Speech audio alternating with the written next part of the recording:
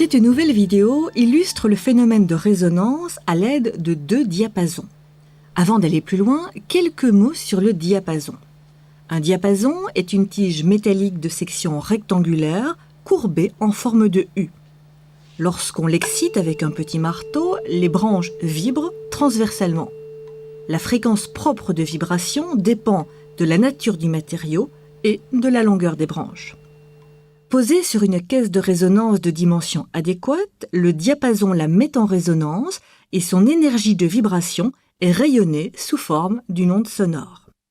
Un pendule simple, en contact avec l'extrémité d'une des branches, permet de bien visualiser les vibrations. Rappelons que le phénomène de résonance est caractérisé par un transfert maximum d'énergie entre deux systèmes oscillants et couplés. L'oscillateur actif, qui impose une excitation périodique et entretenue, est appelé l'excitateur. L'oscillateur passif, qui subit cette excitation à cause de la présence du couplage, est le résonateur. Lorsque la fréquence de l'excitateur est égale à la fréquence propre du résonateur, le transfert d'énergie est maximum. Les deux diapasons de même fréquence propre sont approchés l'un de l'autre. Celui de droite est l'excitateur. Lorsqu'on le frappe, il émet une onde sonore dont la fréquence est égale à sa fréquence propre de vibration.